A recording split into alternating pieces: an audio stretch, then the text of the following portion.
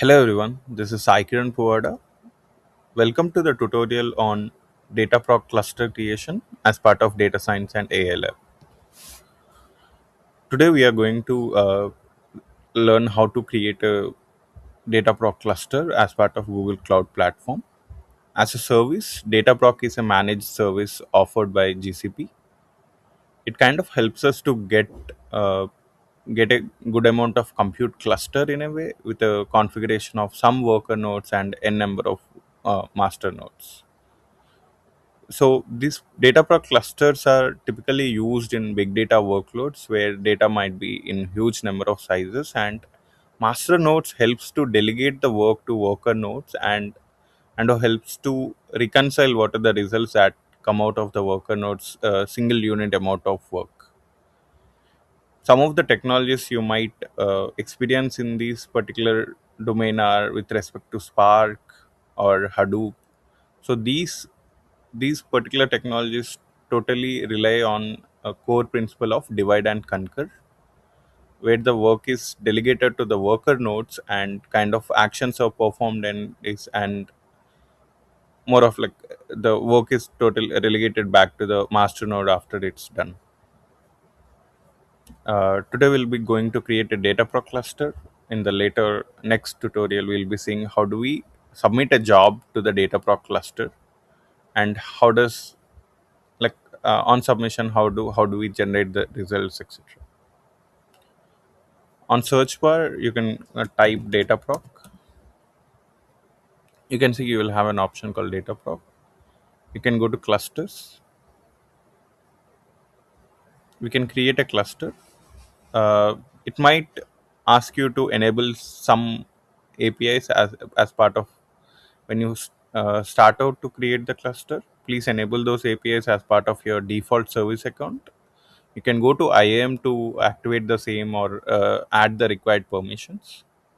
Here on the setup cluster step, we can see the cluster name, region we are trying to provision this cluster, and standard type one master and n number of workers.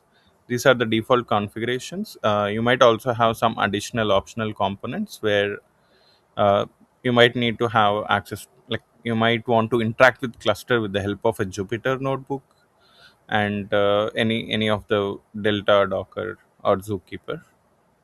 Uh, in advanced uh, configurations, you might end up having a choice of selecting the compute type or the machine type as part of your worker or a master nodes, and how many worker nodes you might end up having, or if you want to optimize that based on your workflow itself. uh, Mostly these are default options. You can also share some environment variables if you need to the cluster, and you can end up creating the cluster. So once cluster is being requested, GCP takes care of, like once we give the configuration of how many worker nodes do we need and how many master nodes we need, GCP takes care of the provisioning automatically. So why this particular service is a added value in essence, to create the same cluster as part of your local infra, you might need to end up making sure that all the computers are sharing same network interface so that they can communicate, and as well as that you need also make sure that some software like Spark, where this also configured in a way that it can communicate with the worker nodes to delegate the work, had everything like that. So managed service helps us to make sure that we kind of get the compute power we need. We might already have the data that we need to process on the cluster, takes out this particular hassle of infra management, so that like the work is done in a way, the cluster provisioning is done in minutes, and work or the objective is completed within an hour or two.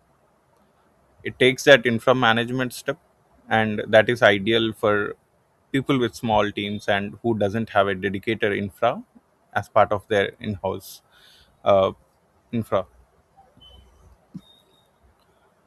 It might take couple of minutes,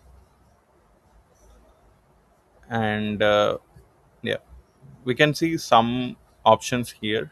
We can see there is particular terminology called job. Job is a basically Spark might be a Spark script where we share that this is the data and this is the transformation you need. This is the place you need to store it.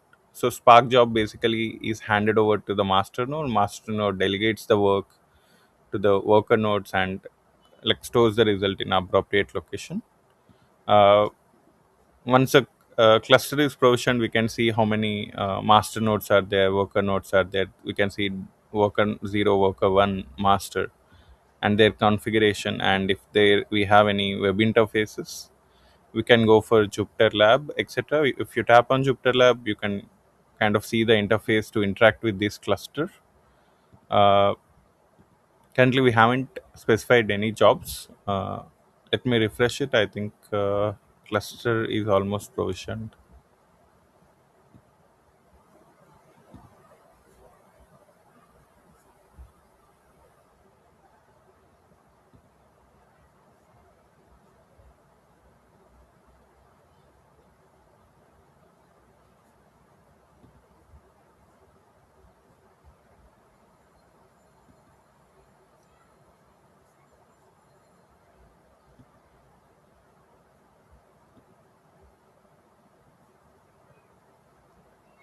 As part of submitting your job, you can also use your GCP CLI tools to support the Spark script. That also works. Or as part of submitting a job, you can also submit the file here. Uh, Submit the file here and kind of try to 1 minute. You can select Spark or PySpark. You can give them Python file, and if any additional files are needed, and where do you get the working directory of the files, etc. This kind of helps you to automate the process, and whatever the default configuration of Spark installed as part of this cluster takes care of everything from there on to execute that.